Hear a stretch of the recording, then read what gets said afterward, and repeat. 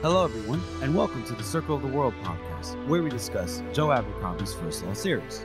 I am one of your hosts, Lord Chamberlain Jeffrey, and here are my co-hosts. Archlector George. And Harrison, the Adeptus Historical. Today we are covering Before They Are Hanged, the second book in the original trilogy.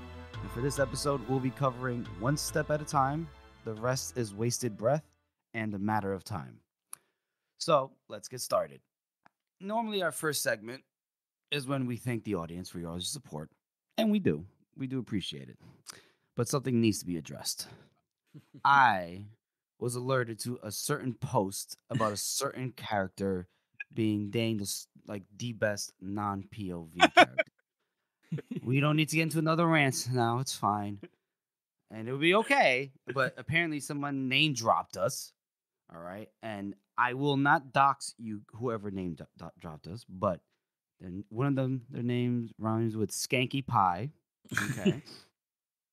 And the other one is What Jeffrey is trying to say is the other one was We thought we'd put Valentine. this to rest. Yeah. we do not think that we are the authority of anything. We are just fans who enjoy it and have opinions, like you. So if somebody ever claims that we have authority and that our opinions matter, it's because you gave it voice. So if you think that our voice has opinion, our voice has authority, then that's on you. That we did never claim to be so. Yeah, but they said that we're not At the same time. And at the same time, though. I thought it was implied that we weren't the No. authority because we never said that we were. Look, everyone can have your opinions. This is your opinion. That's cool. The thing is, it's wrong, but I mean, hey, enjoy it, own it, flaunt it. Fuck wearing a black. All right. All right, we're gonna have to cut this out now. I'm done with wearing. I used to love him. Now we're on. I just can't even talk about him right now. All right, let's move on now. And another thing is we're very sorry that we didn't manage to get this episode out in time for the usual release date on the Friday. But Yeah, I should have led with that. yeah, we should have led. But instead of immediately using fans, it just yeah.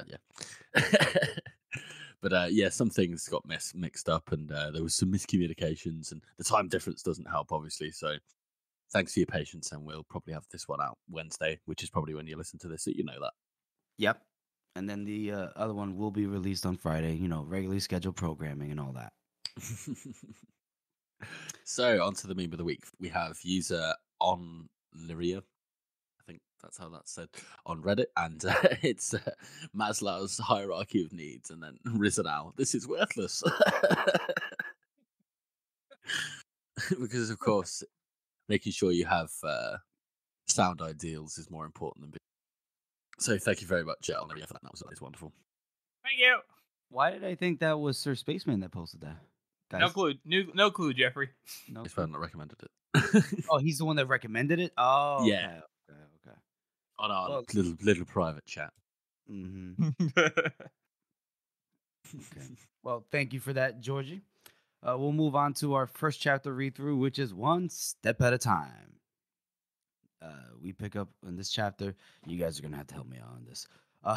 We pick up on this chapter with West, who is not having a grand old time because him, Ladislaw, Cathal, and Pike are following 3 trees a dozen through the woods as they track Bethod's army, and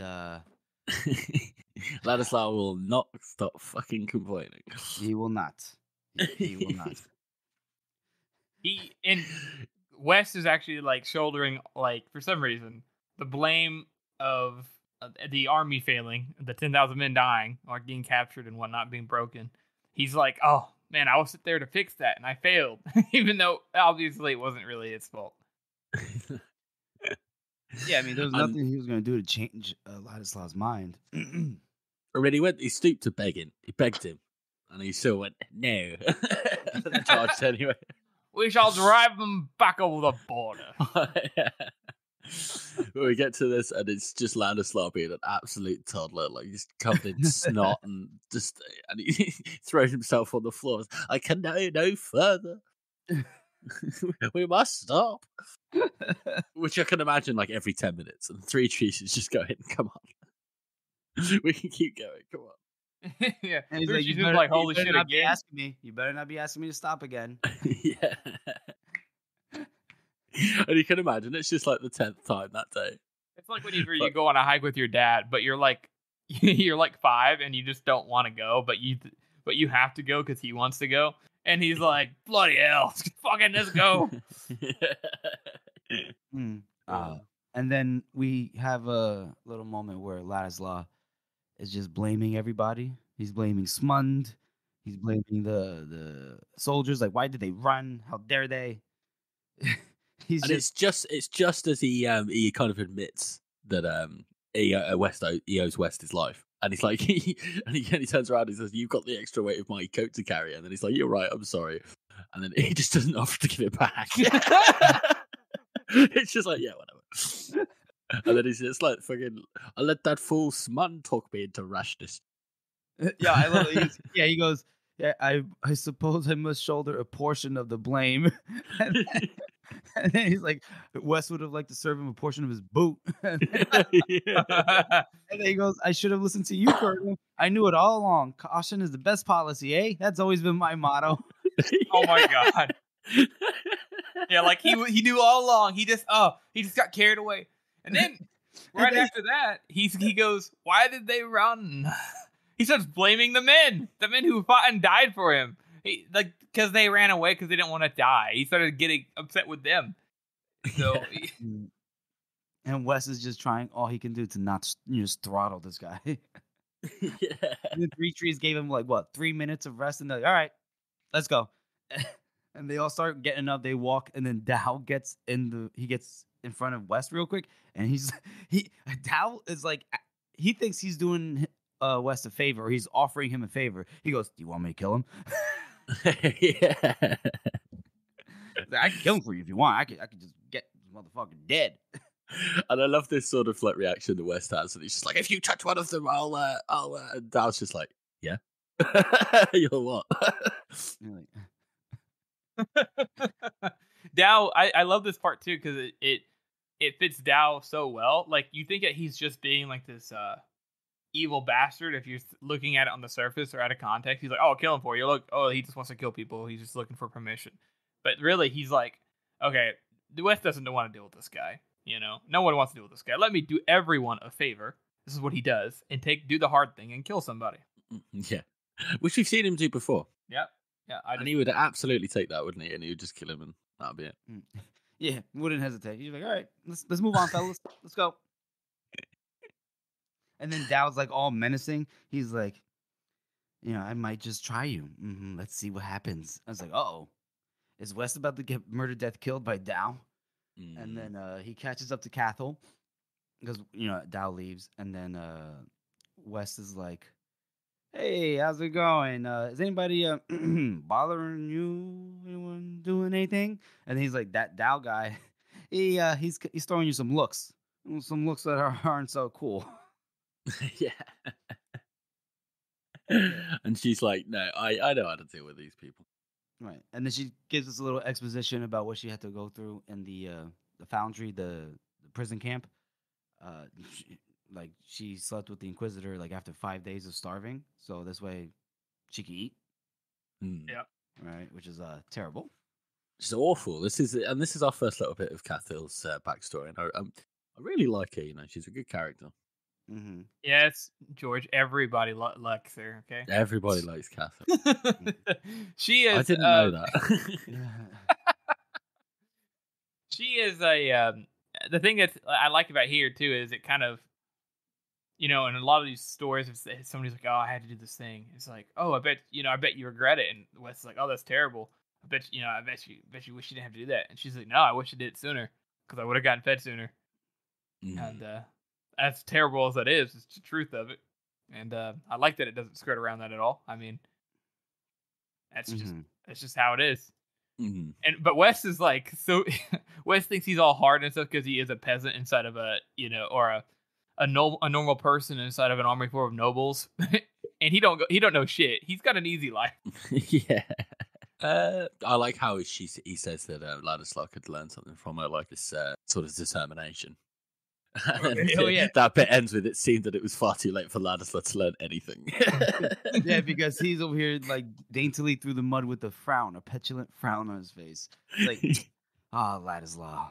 Now there is one other thing, and that's the fact that Cathill tells West that Pike is not her father, that they looked out for each other, and that he saved her from the camp, and they knew each other in the camp and stuff, and that they just have a camaraderie with one another, which puts Pike in a completely different light as well, because you're not exactly sure what kind of person he is. He seems to have some toughness in him, not just because he looks tough, but the way he reacts when he's in, at that battle, and then walking through the woods. He doesn't really seem as bothered by walking and being in this tough terrain. And it's kind of interesting to see that, Pike, out of purely the kindness of his heart, not only probably to a certain degree protected Catherine in the camp, but also saved her from being in the camp just because he doesn't get anything out of it other than maybe some companionship. Mm-hmm. Yeah, it's a good man, Pike. Good, I like that. Good man. And speaking of Pike, there's a little bit of a break in the chapter, and they're all sitting around a non-fire, and they're eating old bread and cold stew, which is delicious. And West takes it upon himself to ask Pike, like, "Hey, you said you fought for the Union in Canta, right, back in that war?" And he's like, "Yep, I was a sergeant." And then, West asks some more probing questions, like, "Oh, what was your unit?" And he goes, "I was in the 1st Regiment of the King's Own Cavalry under Glockta." And then West is like, "Wait a minute, I was in that." He's like, "I don't remember you." And then he's like, "Yeah, I just looked different back then, but I remember you though, Lieutenant West, a good man to go with a problem." And now and West is like, "Well, not that not anymore. Not anymore." And it's interesting that he doesn't ask him like what his real name might be, because he hasn't really got a clue whether his name's Pike or not. And he's if he's thinking if he's in his regiment, or he was in his regiment and he doesn't know his name. I know exactly why, actually. And this may be going out on a limb, but West has shown to be talked to other people who are at his same quote unquote level, right? Or in that moment at least. It was that peasant, that farmer guy who was talking to the Lord Chamberlain. It was Sergeant Forrest as well. Each time he talks to these people, he doesn't actually care. I'm not saying he doesn't care for human beings overall. He obviously does, but like he even admits here that talking was better than just sitting there. So he's just trying to make conversation. But I don't think he really cares that much. To a certain degree, he's like, "Oh yeah, Pike, Cathill," but he asks directly about Cathill's stuff because he likes her. But Pike, he's just trying to make conversation, and he's done this before with other people. He doesn't ask in-depth questions. Or doesn't try to actually make a real conversation. He just is like, "Oh yeah, you were in this war," or that farmer guy. He's like, "Oh man, tough times, huh? Tough times." Like he doesn't. I don't know if I agree with that, because the farmer guy, that's just very embarrassing. West felt bad, but didn't know like how to help, but he wanted to help, but he couldn't help. With Pike, I know West, and I think even Glockta said it too. Is like, back then, if you're a commanding officer of some sort, you want to know all the men in your unit. You want to know them by name, because they're the guys that they're gonna have your back. So that's probably why West is like, "I don't even remember you. What the fuck?" Because he probably knows every unit, every person in his unit. So the fact that Pike, is like, "I remember you though." I don't think. I think maybe West he was embarrassed to ask. Embarrassed to ask. Yeah, maybe. Oh wait, guys, we're overthinking this. I just realized. As far as he knows, his name is Pike. Yeah. So he's just like, "Oh, okay, your name is Pike." Okay, yeah, Pike. Fair enough. Right. That's why. And Pike has a burned face. So. Anyway, we'll get to that.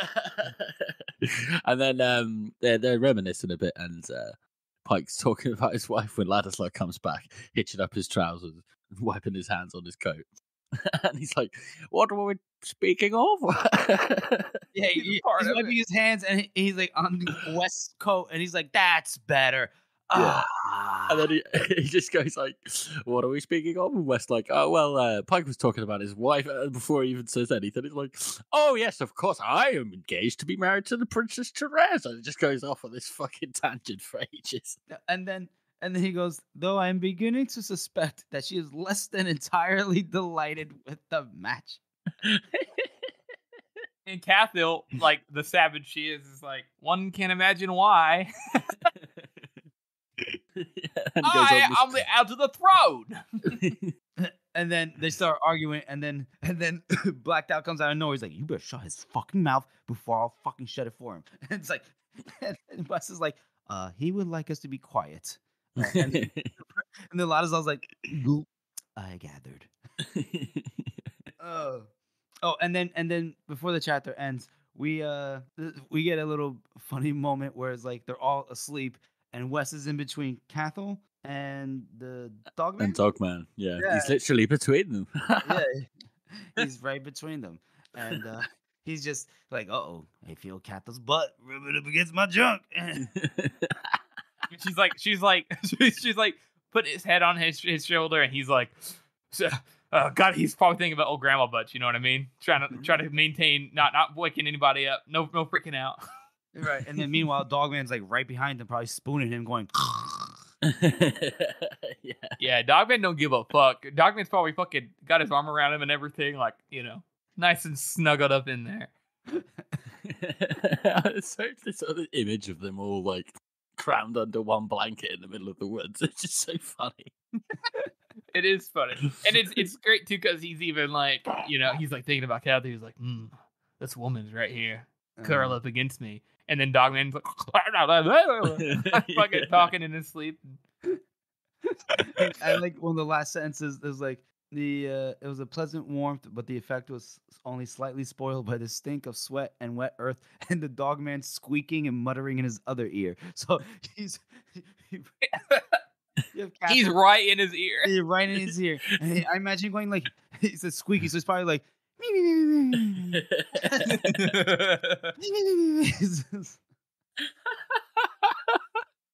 They get like cartoon sleep noises.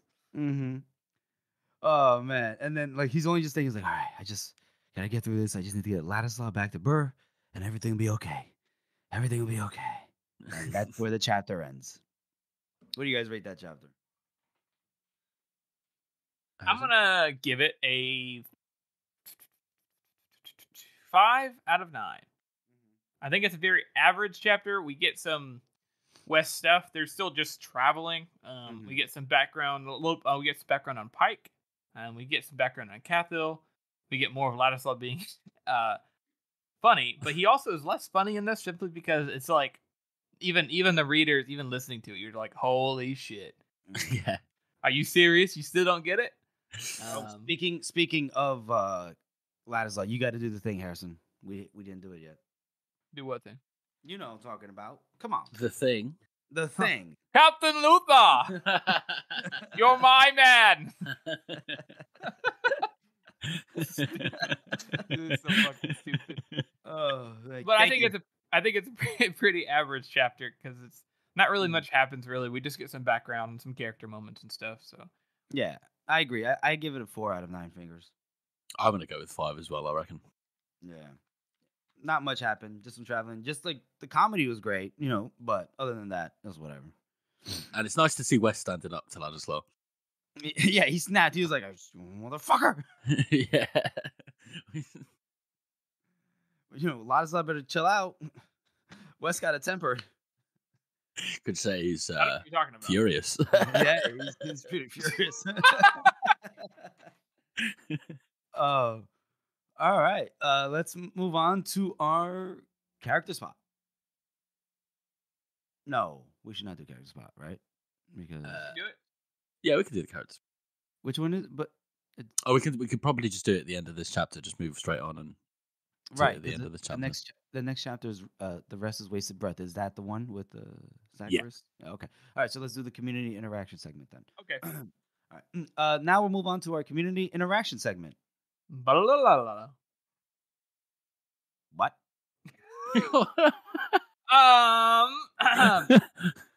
Harrison, did you? Yo, Harrison, did you just have a stroke? It's a transition sound. What? That's not a fucking transition sound. Ding, ding, ding. What are they teaching you? He's trying to do the Batman thing, isn't he?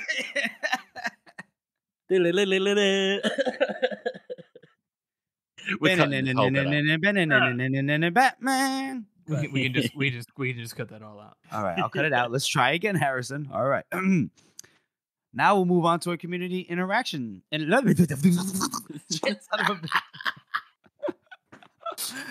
right.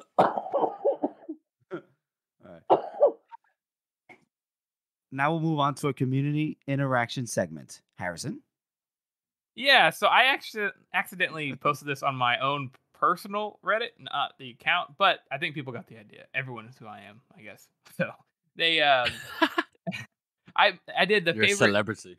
Whoa, favorite spooky scene in the First Law, which there's quite a few different ones. I just kind of posted some of the ones that I thought of.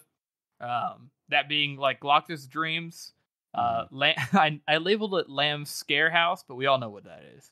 It's whatever. It's in Red Country when he's like, Joubert's like, God? And fucking Lamb's like, there is no God. Just me. You're like, holy shit. Yeah, yeah. And then Ptolemy scene, which is whenever she reveals herself. And that is always disturbing to me. The House of the Maker in its entirety is always a little disturbing. And Rika's Long Eye Fever Trip, because there's some wacky stuff in there that kind of gives you the chills whenever especially if you're listening to it. Oh yeah. So we got 155 votes. Thank you for everybody who participated. Lamb Scarehouse won, which I think rightfully so. I mean, it's fucking. It really is scary. Like, you can put yourself in those guys' shoes, so especially since you go into their POV, and they just get massacred by one old man hiding in a house using terror. Like, he's just chopping off limbs and hanging them up, waiting for next people to come in. Like, talk about psychological warfare.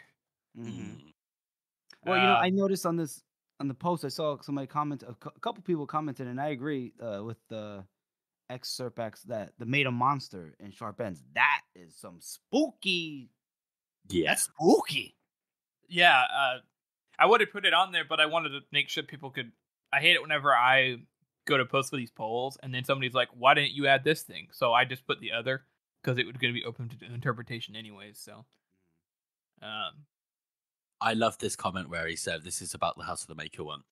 When they come out onto the balcony, and I was just like, whoa, we're so high up, and Glockta looks at him and it's like, there weren't any steps. And that just freaks me out every single time I read it. Like, it gives me proper shivers. Yeah, it really is disturbing, because like there's no explanation. It's just left in the open. And you stack that on top of all the weird shit in the House of the Maker. Like, it's so alien. And it really does. Like, can you imagine trying to walk through the House of the Maker by yourself, alone? Yeah. Jesus Christ. Yeah. I'd hate that. So, House of the Maker won second place. So, and then Ricky's Fever Trip Dream, and then Ptolemy, and then Gloctus Dreams, which I always think Gloctus Dreams are like the first taste of some terror, some creepy shit, and I always like it. It's subtle, and it's not as blatant at first, and there's not too many of them, but when they're there, I always like. Can you imagine having a dream like that, and then to find out that it was actually something legitimate? Oh god, yeah. Yeah. I think that everybody who came in here and commented, they all basically they mentioned, like you guys said, the Made a Monster. The Made a Monster, and then somebody else said the stuff in Alcus is pretty creepy. I thought about putting Alcus up there as well. All the Alcus stuff has a certain amount of terror once the Shanka get involved. So I like that as well. All the bodies that don't decay. A whole city full of them, and like a massive city too, like Rome in its heyday, like 1 million people. Yeah, and then when they figure out, like when Pharaoh says to Logan, like they've been eating the bodies, Shanko's been eating these people that have been dead for like thousands of years. It's so yeah. It's so weird. That takes a whole nother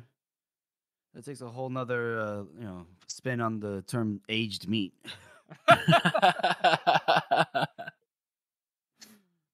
It's that we'll get there here soon in the story, anyways, and it's incorporated excellently in that. But, anyways, and here we start off with Pharaoh's point of view. Who wants to take this one?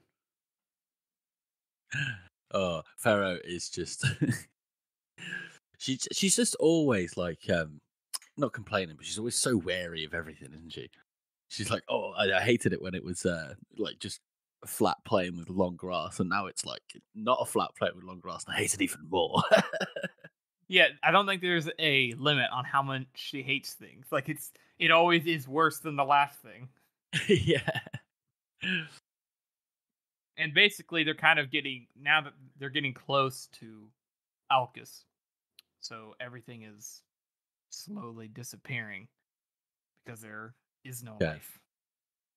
Yes, and we haven't really had the proper backstory on this yet, but we know that there is. But it's basically like, because we see just from the descriptions, like the grass is all dead.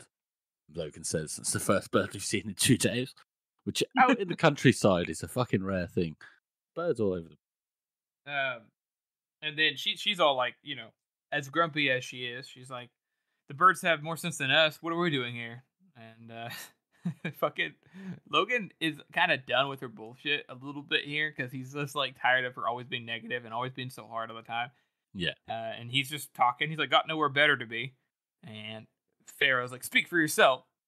And and Logan's like, are you serious? After all this time, after all this talking to you and being kind, you fucking just gonna randomly be sassy for no reason? And he's just like, what? You got a crowd of friends back in the Badlands all asking after you? Where did Pharaoh get to? The laugh's all dried up since she went away. Yeah.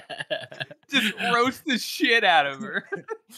And I love how it says, and then he snorted as if he had said something funny. Yeah. Because Pharaoh's just like, no, fuck you. And she says, we can't all be as loved as you think. She gave a sort of her own, and then I'm sure they'll have a feast ready for you when you get back to the north. And then he's just like, I'll be a feast, all right, just as soon as they've hung me. Yeah.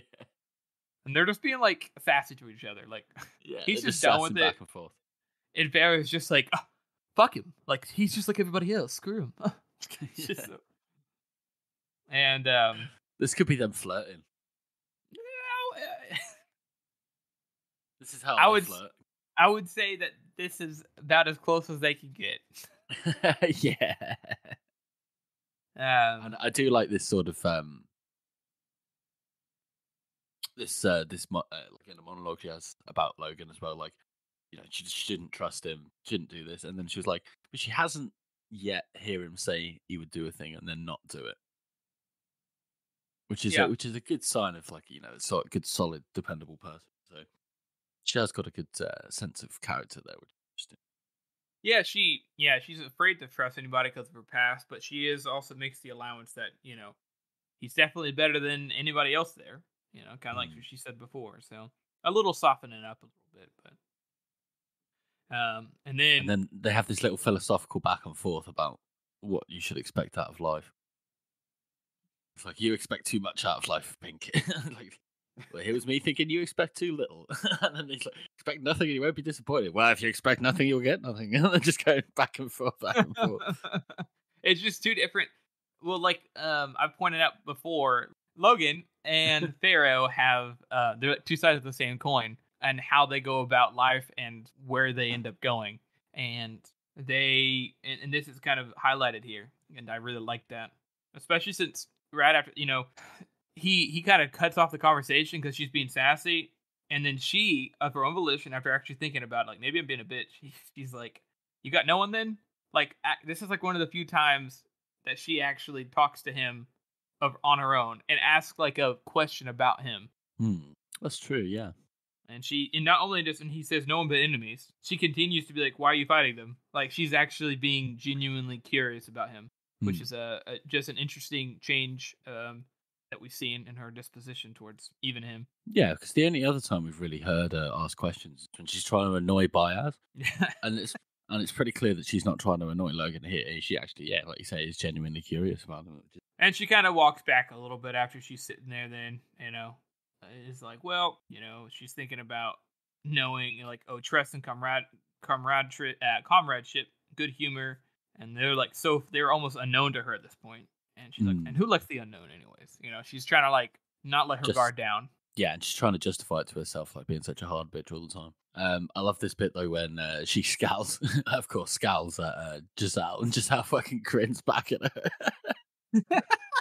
And he seemed different. She didn't like it. The last time she had changed his dressings, he had thanked her. He's like, I don't like that. I don't like thanks. Yeah, no.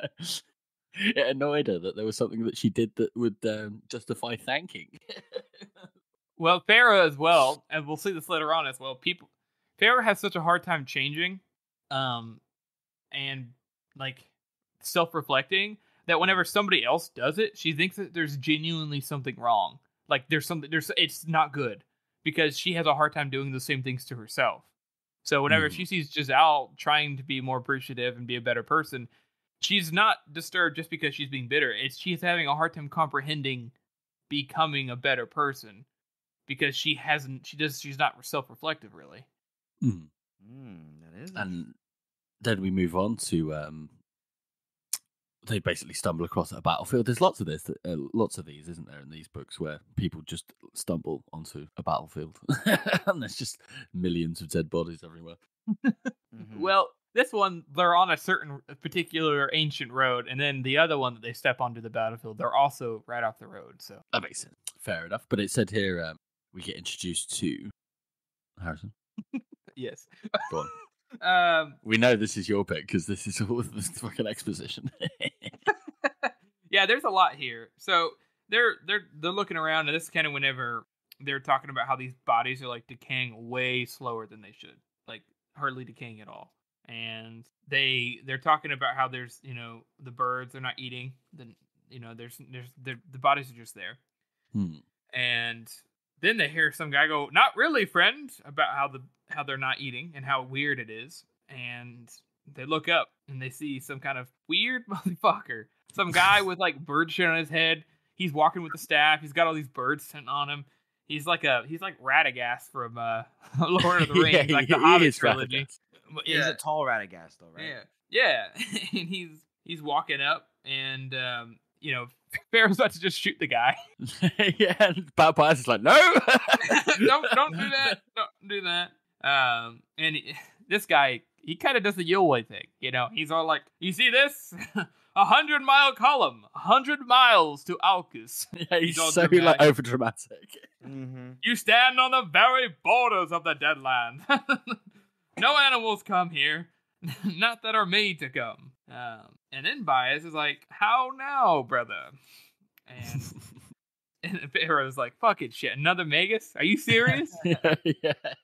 We get, and this is something that Yulway is very he's very friendly with Baez, and this guy immediately comes out the gate, and it's very clear that he's being sarcastic. He's like, "The great Baez, first of the Magi. Can it be that those blessed feet should touch this bloody ground?" Yeah. And Baez is, trying to just be like, "Oh, hey there, bro. You look all right." And this is Zacharias. Baez introduces us by saying his name. Yeah. He says Zacharias, and he looks back and he's like, "Oh no, I don't. I look tired and old and shit. No, I'm." He's like, I don't look good at all. And I haven't taken a bath in 2 weeks. These birds keep shitting my hair. What's interesting here, in a very subtle way, is that Baez looks at the ground and is like, "Is this your work?" Which is one. It's quite telling, isn't it? Yeah, it's quite telling that even Zacharias here, who we know is a little bit crazy, he is quite formidable when he wants to be. And Baez truly believes, oh, maybe he killed all these guys, 1,000 people, which is terrifying. if his powers don't just extend to birds, because he does say the birds in the air, the fish of the water, and the beasts of the earth. So if he can control all of that, that is pretty fucking scary. Like, yeah, imagine being an army and then you just get stampeded by a herd of wildebeest or something. Yeah, and no doubt, he probably got some other tricks up his sleeve too, seeing as the Magi have multiple specialties that they go into. But he basically says, it's from his charge, young Galtus, and he's basically like talking about how great he is and how he's going to be the new emperor and everything, and he beat his brother Ascario and then showed him mercy because he's just that good of a man. And look how he's like, not my advice. Yeah, and Baez agrees with him. He's like, mercy only goes so far. And so he's just talking about how the Third Legion, the very standard that Salicus himself rode into battle under, it was stolen by Galtus, and that they had fought them here because they wouldn't go any further into Alcus, the region close to it, and that he took them all out and stuff. And they kind of talk back and forth and talking about how there's this kind of old man talk about the glories of the past and what can be what can be gotten again. And Baez is kind of the opinion that the past is dead and that we shouldn't try to revive it. And Zacharias is not convinced of that. He's thinking like, oh no, we can kind of bring it back to a certain degree. Look, this guy is pretty good, and you kind of get the sense that Zacharias is definitely clinging on to this old empire idea, to the emperor, to the way Juvens ran things. And Baez is absolutely done with that. Absolutely. I mean, we know that Zacharias, he talks a good game here. He talks about Galtus and how good he is and this and that. But how many people have there been like this through the past where he's gone, this is going to be the one, this is going to be the guy that reunites the old empire and all this, and then it just doesn't happen. Yeah, exactly. And it's, if we think about it too, it's been about, we're probably close to about 1,000 years since the old empire started declining. And Zacharias, for this whole time, is more than likely this whole time, has been just trying to rebuild it. And not only that, we know from other people talking about it that the old empire has been a shithole has been declining for 1,000 years. It's not been going up at all. So Zacharias has been failing for 1,000 years, and he's still trying, which, the definition of insanity. Yeah. That's not the real definition of insanity. No, it's not, but No, don't let the facts get in the way of a good story. It's the facts. No, I will always let facts get in the way of a good story. I'm a pedantic asshole. Don't forget that. But despite Baez talking about how things can't go back and blah blah blah, he starts talking about Khalul, and he's like, hey, Khalul's moving to the south, and he starts talking the way he does with Yoe, and he's like, oh yeah, he starts talking like a magi, like, oh, Khalul moves in the south, the entire south moves with him, and you're like, that's a little odd for Baez. Normally he's a bit more practical. And he's talking about how there's only ruins here, or Zacharias says that, and Baez is like, no, there's power in the past. And Zacharias laughs at him and is like, power? You never change. And then he looks at the group, and he was like looking around, and he looks at Malicus and is like, oh, you're a talker. Have you changed at all? And Quai just says, well enough. And he's like, oh, maybe he did change. He doesn't talk at all. It's interesting that we know that Malicus was kind of like turfed off on him, wasn't he? He was just like, no, you go and study under Baez now, and you can get your stuff. God knows how long ago that was. Yeah, no kidding. Zacharias like, fuck off, dude. Yeah, you talk too much. The crazy bird guy thinks you talk too much. And it's kind of cool here too, because Zacharias, without us knowing exactly what it is they're looking for, what Baez is going for, Zacharias knows exactly what Baez is looking for, and it basically tells him, like, hey, you need someone who with the blood and somebody with the spirits, and he points towards Pharaoh and look, and he's like, he speaks to the spirits, and it has devil blood, and Zacharias is like, no shit. Okay. Oh shit. Okay. And then Baez asks him for help. He says, we can work together. The three of us, we can do it together. And Zacharias is not down for it. He's like, we will you help me? If only you had offered your help long ago after the Maker fell when I begged you for it. Then we might have torn up Kalu's madness before you put its roots down. And he doesn't think that the three of them will be enough. And he kind of name drops some people. He's like, will you call Neil from her books? Or will you find Leru under whatever stone she's crawled beneath the wide circle of the world? Will you bring Carnault back from across the wide ocean? Or Anselmi and Broken Tooth back from the land of the dead? We get them all these magi and where they're at. And seeing as Bias asking for, says, like the three of them, it appears that the only active magi are, at this moment in time, Zacharias, Baez, Yolway, and Kalul. Out of the original 12, those ones are the only ones that are actually doing anything. And I like that. This is probably the first time we get some really good, solid information about the Magi. I mean, we get like the mural in Gloc's torture basement, and so that's just a perspective. Like he just sees, there's 12 people and blah blah blah, whatever. But it's interesting to actually get this background on the Magi. Yeah, it's cool to think about too how Zacharias knows Bias so well that he's basically, each time Bias says something, Zacharias is not fooled at all. He reads right through him, despite them not seeing each other often clearly. They seem to know each other very well, and he's it's the first time that when Bias is talking to somebody, that some people are like, other than the Archlector, they're like, "Fuck you, Bias," basically. Yeah. And Bias kind of takes the high road, and he's like, "Oh, I didn't break the second law. I'm not the one at fault." Blah blah blah blah blah.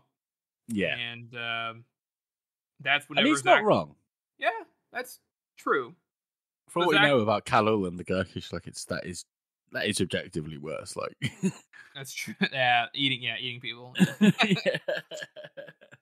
But it is also interesting here because Zacharias roasts him, kind of roast Bias here, and he was like, "Oh, I dare say he never intended," like talking about the Maker and stuff, and how Bias was defiant towards Juven and then went to the Maker. And then he says, "I dare say the Maker never intended you to, never intended to share his daughter with you, eh, Bias?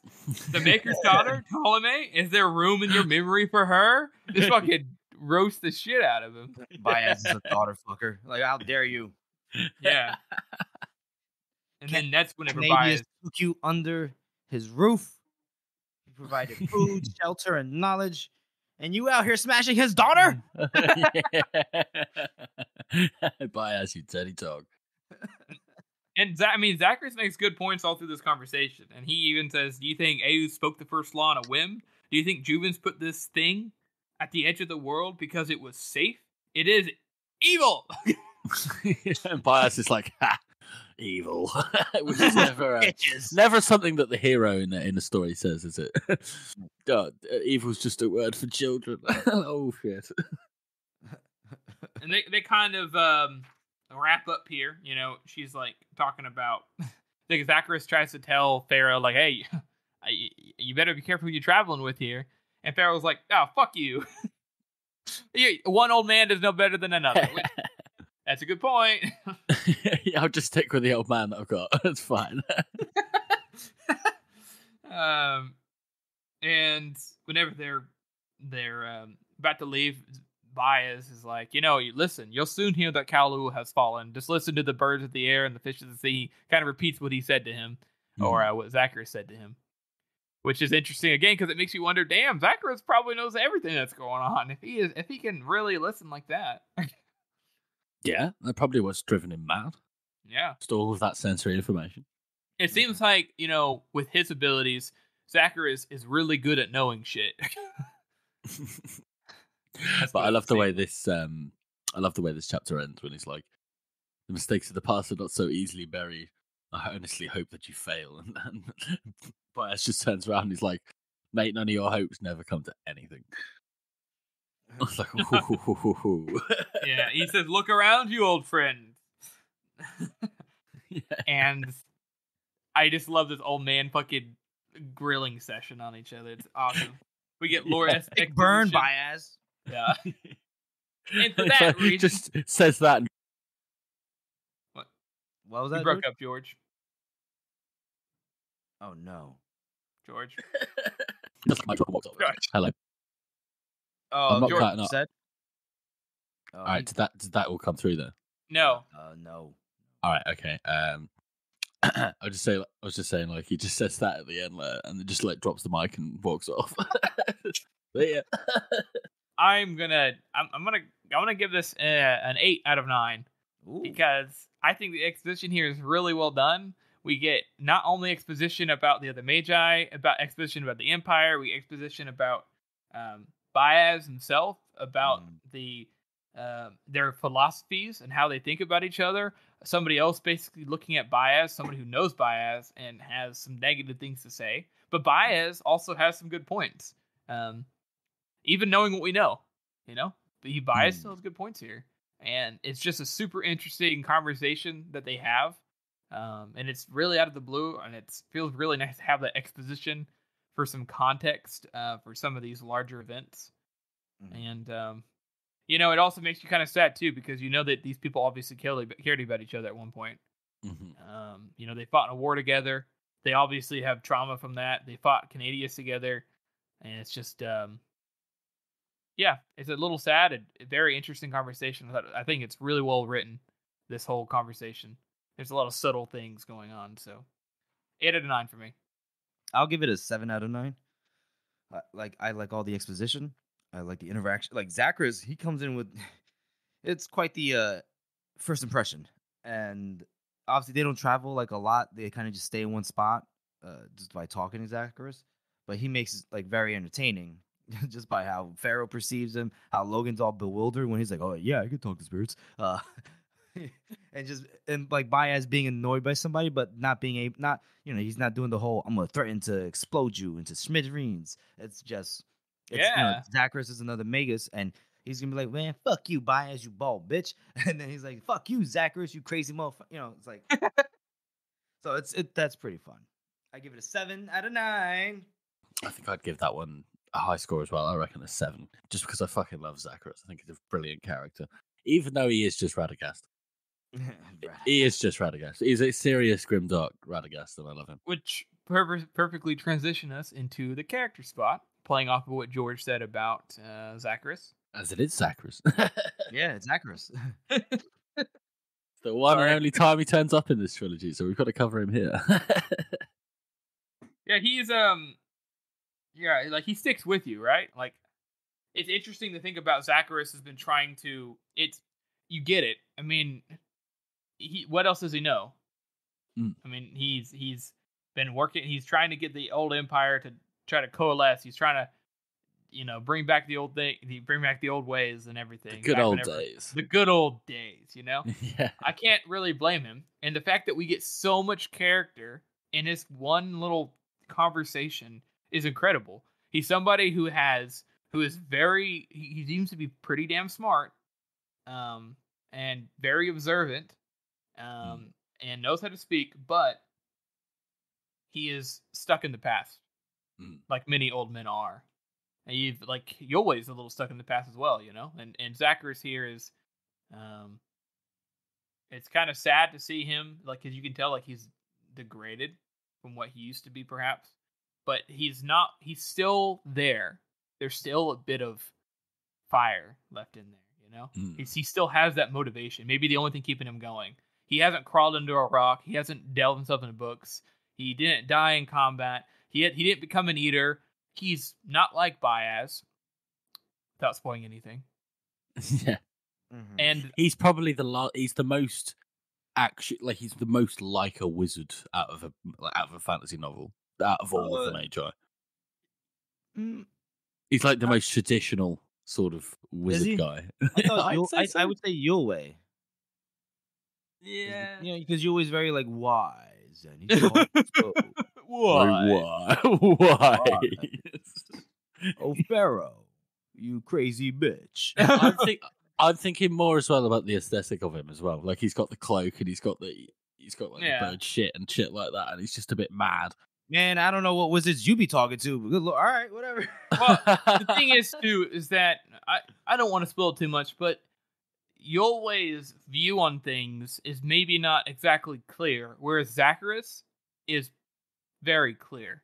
He may be stuck in the past, and he may be fighting for a lost cause, but he is definitely, not, like I said, he's not out of it yet. And compared to the other Magi, I would say he perhaps is the best of them. Perhaps. Maybe. He's But flawed. We'll have to come back to this when we do a character spot for him in Red Country. Yes. But yeah, for now we'll have to shelve Zacharias goodbye. Mm-hmm. Well, anything else to say about him, Jeffrey? Well, no. I was a fan as soon as he came on that page. I was like, oh, okay, we got such a crazy one, boys. Hop in. No. So. And I just have to say as well, I do like how what you were saying earlier, Harrison, about him trying to kind of fight for the past and keep the past how it is. That ties in really well with Pharaoh's thoughts about the unknown and who likes the unknown. Oh yeah, there's a bit of that. Interesting. I like that. Because Zacharias would rather literally fight for 1,000 years, go through all of these people. God knows how many people he's seen come and go that he's cared about, and he'd. Yeah, you're right. That is a really good parallel. He is like Pharaoh. Hold on, George's connection's acting up again. Is it? Yeah, it's like it sent it whatever you said. It sent it like 20 seconds later. It's like big delay. Shit. It's okay. Just go ahead and repeat the last part, George. Yeah, go ahead. I can't remember what it was now. About Pharaoh. That they're similar. Oh, that's it. You heard that though. You answered me. Okay, that was it. Yeah, that was fine. Okay, sorry. Okay.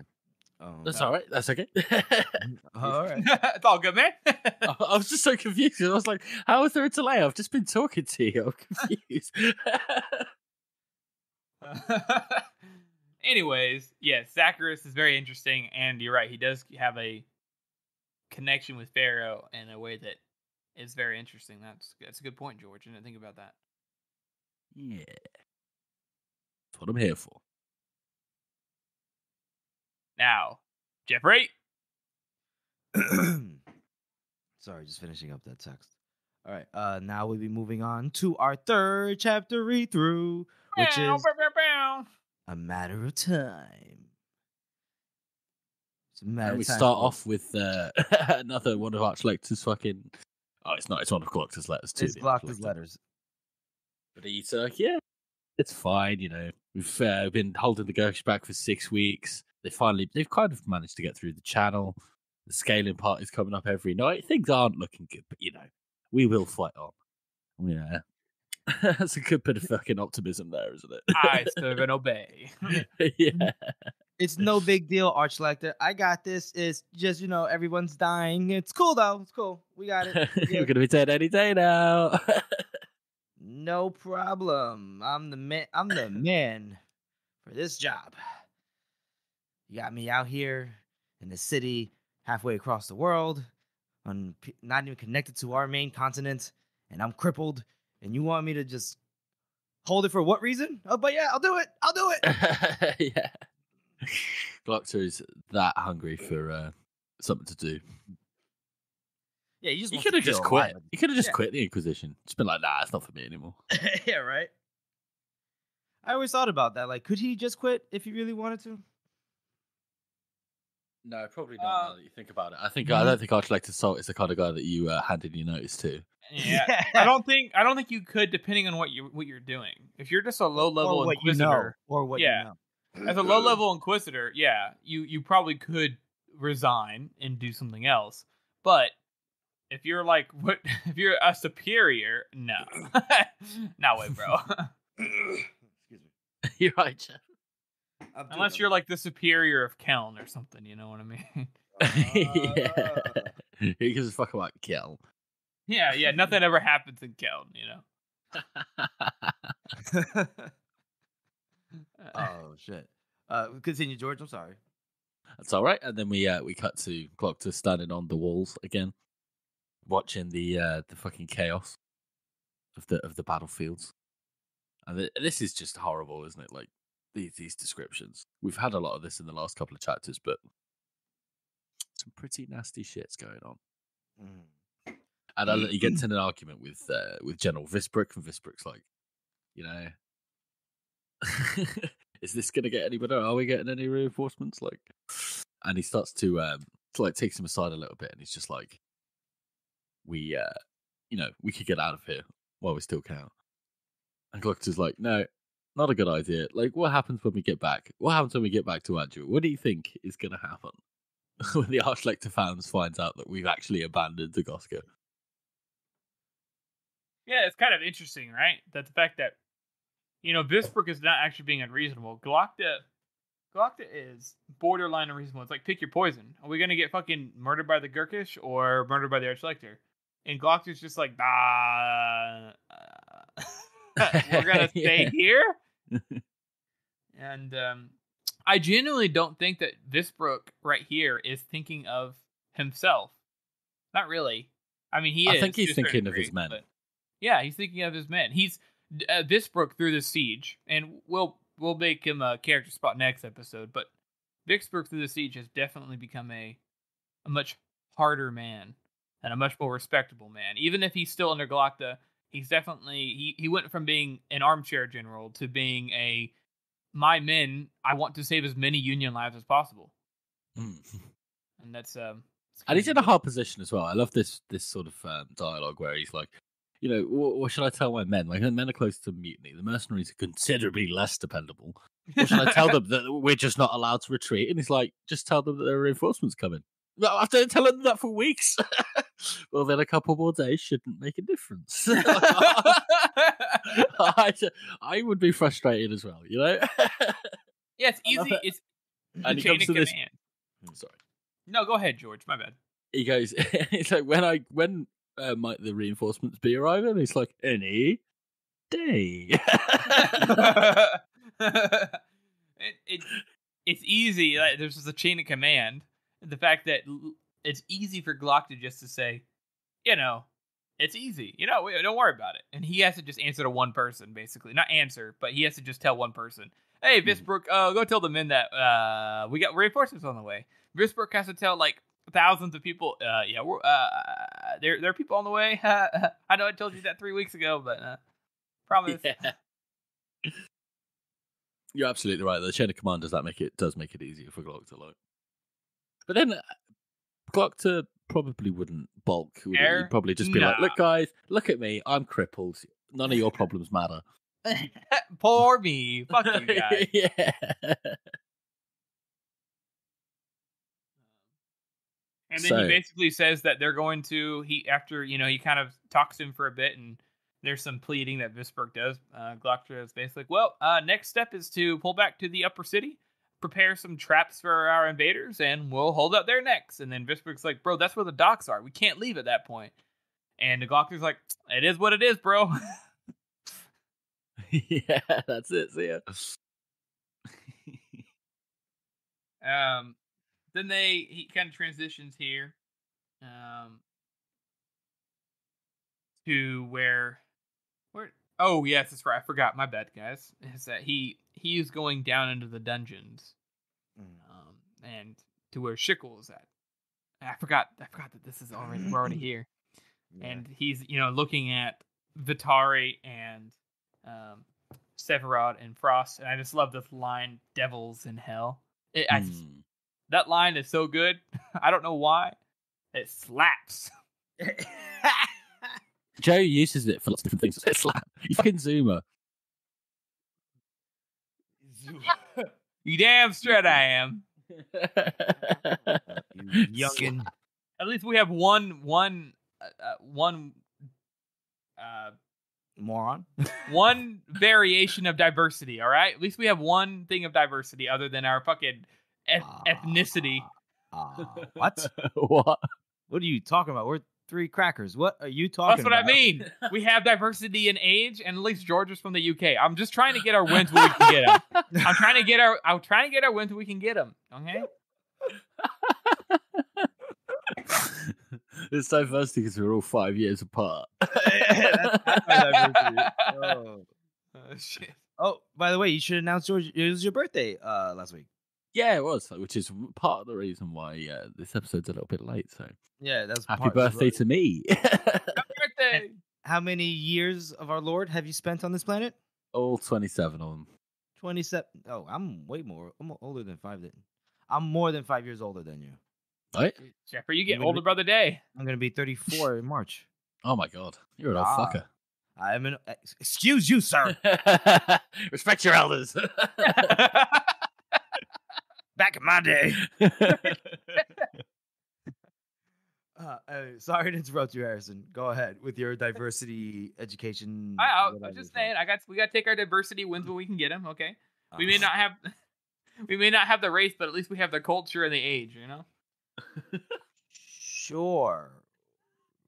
Let's just move on. All right. Anyway, we'll get back to the torture. Can we get back to the torture thing, please? Can we get back to where they torture a 14-year-old girl? Thank you. So there's a 14-year-old girl who is definitely not 14, and they are torturing the shit out of her. They've tried everything. They fucking tried drowning the bitch. They tried burning the bitch. They tried fucking chopping off her limbs, fucking cutting her. Nothing works. She's totally fine. No emotion whatsoever. Just chilling. And Vitari is like, oh, we can't kill her. We can't do anything. She's unbreakable. And but they do say that she's not healing anymore. She's just taking it, which is interesting. Seeing as she's been in here for about 6 weeks or so. Yep. Yeah. Perhaps because she has not eaten. I would say that's probably more than likely why. But I love how after Galacta, for the first time in this series, after denying Yolway, denying Baez, all that shit, he goes, we must keep an open mind about Schickel. And then Schickel starts speaking, and her voice sounds like like she's possessed by a demon, basically. Yeah, I did find this choice of voice in the narration very a bit strange. What does she Pacey keeps sound the Irish accent up there. What does Pacey sound like in the book, George? I couldn't even, to be honest, I couldn't even begin to fucking try that one. It's like, I do not, but I feel plentiful remorse. Is that good? I don't know. It's pretty good, yeah. Anyways, so they have this conversation. We get more exposition, which is yay. They talk about how her conversation goes in the way that Kalu is like her father, and like that's who is her spiritual father. Mm-hmm. And then he's like, why haven't you talked until now? And she's like, because I wanted to show you that I talked in my own time, that I talk when I want to. And so Glocker's like, okay, well, so you're an eater then? And she's like, we have other names for ourselves. And she talks about how she ate her mother first, and that's when probably when she became an eater, or the process definitely started off there. And she hates herself. She's just disgusted by herself, but whatever. That she's definitely over it by now. And Glocta asks, "Why do you eat?" And she basically says that like she eats because that's the way of things. And that, they're the prophet's children, Kalul's children. And that Juvens was betrayed, and Kalul swore vengeance.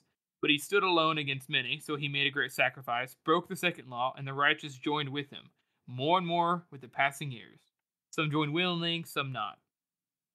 It's kind of gives you the vibe, kind of lining up with what Baez was saying previously, in the fact that after he broke the second law, Kalul, he brought other people in and created a whole fucking religion out of it. Yeah. Which is, in fact, quite genius. Mm-hmm. It's a really good way of doing things. Then Glocker's like, you feel no pain? She's like, nope, just remorse. They kind of, he asks if she can stop eating. And she says, no, not ever. And they can never stop eating. It's like imagine if you're addicted to heroin, but you literally cannot stop taking heroin. There is no breaking out of the addiction. You can't. But you still have that addicted feeling. That is essentially what this is, isn't it? There's a good allegory there like you say, to addiction. And what they get from it is probably not worth the cost. No, it's not. Almost definitely. But I love this sort of tirade she goes on about Kalul, and he's like, holiest of all, whose feet touch the earth, humbler of the proud, righter of the wrongs. And Glox is just there, and I bet he fucking shit's gold as well. Come on. So, most of the conversation, they just talk about how they're just peons, basically. Trickle's like, hey, you have a master too, like, you don't know everything that's going on. There's been a secret war going on. She's basically talking about this war that Kalul's been waging in the shadows. And he doesn't know the whole story. She doesn't know the whole story. And what does it matter? They're just part of it. She's just talking because she wants to talk. And, none of it really matters. And whatever, And Glock's just like, well, what happens next? And she doesn't answer. So at that point, Glock is like, answer him! Which is funny. And then they like go to burn her again and nothing happens. And then Glock is like, okay, she's done talking. So Vitari's like, what do we do with it? And I love the way Pacey delivers this line, because it's like, man, this thing's unkillable. What are we gonna do? And Glock though has not even put hardly any thought into it, and he's just like, burn it. Yeah. Throw it in a big fire and hope it fucking... Yeah. And I like how Glock doesn't even acknowledge that it's a person. He just says, burn it. He doesn't say burn her, it. Which is a subtle way of him accepting the fact that things are not that simple. He did learn something from this conversation. Mm-hmm. I think this is fantastic. I love Shickle's sort of this scene, and I love how she just shuts up. She's just like, that's it. I'm not telling you anymore. There's nothing that you can do. And this is the first time this has happened to Glock. Like, he's hit a brick wall, and this isn't going to go anywhere. He doesn't have any leverage over her. Pain is what he uses as leverage with people, and there's none of that. And it's also what he kind of realizes too. You can tell by the way he's thinking about things. He's got an open mind, and subtly. And I there's such a subtle way of Glock changing over this trilogy. I notice it more and more each time. But this is where he starts to really grasp and take into account that he may be in way over his head. I think he knew that a long time ago. Well, yes, but he still was like, that magic, not real. Fuck it. Even with your way, Even after he goes to the house of the maker and sees all that mad shit, he's still just like, no, it's not real. No, this can't be real. This is just a bad dream. It's just the progression. I love to see that progression. Yeah. And then we continue on. He goes to the lower city, right? Yes. Excuse me. Yeah, he goes down to the lower city and he meets up with Koska. And Koska's just fucking happy-go-lucky as always. It's nothing like an evening stroll after a skirmish. Glock is all like, how long do you think we can hold out? And he's like, he's like, another week? He's like, reasonable. And he's like, 2 weeks? And Koska clicks his tongue. Less good. Yeah. And then he goes, and then Glock is like, which would make a month a hopeless cause. And then he's like, hopeless would be the word. Yeah. I love this rant that Koska goes on about is it honor? Yeah, he goes like Glock says the king's honor will not permit like a retreat. And Koska's like, honor, eh? What the hell is that anyway? Everyone thinks it's something different. You can't drink it, you can't fuck it. The more of it you have, the less good it does you. And if you've got none at all, you don't miss it. And it's just like, yeah. That's exactly what a dishonorable person would say. That is such a we don't like to reference it too much, but that is one of the most Game of Thrones lines if I've ever heard one. Yeah. Mm-hmm. Honor, bullshit. Bullshit.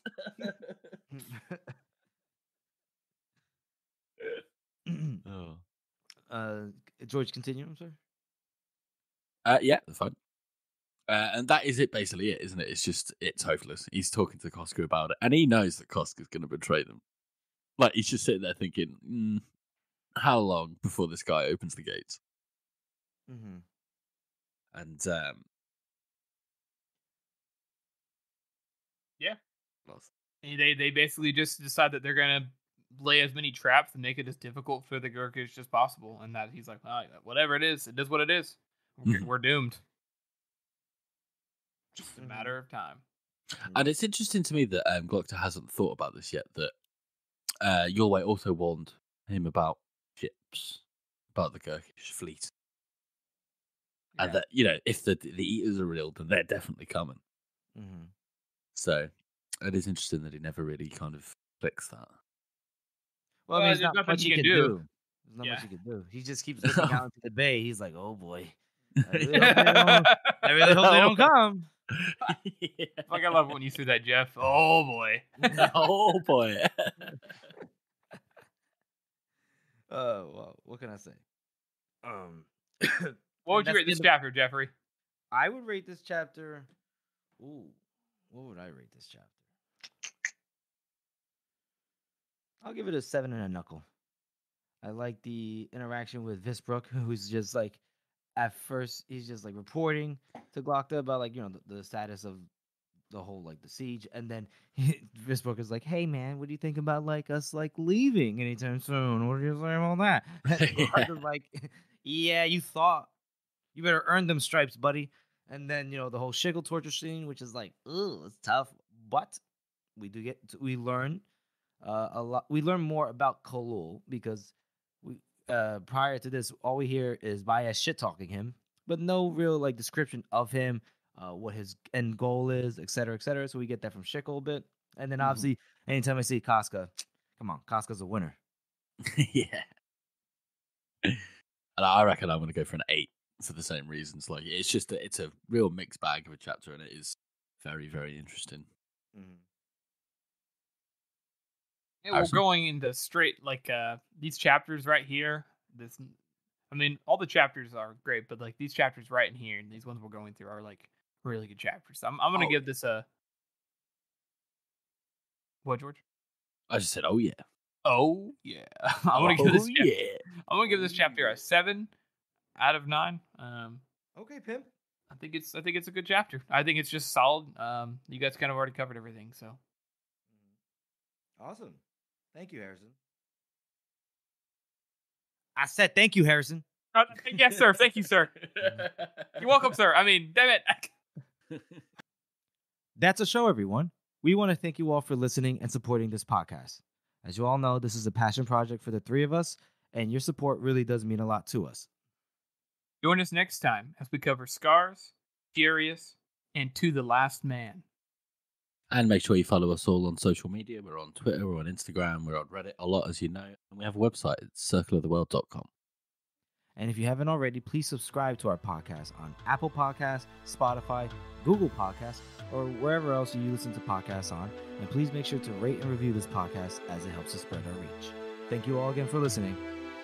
There is power in the past.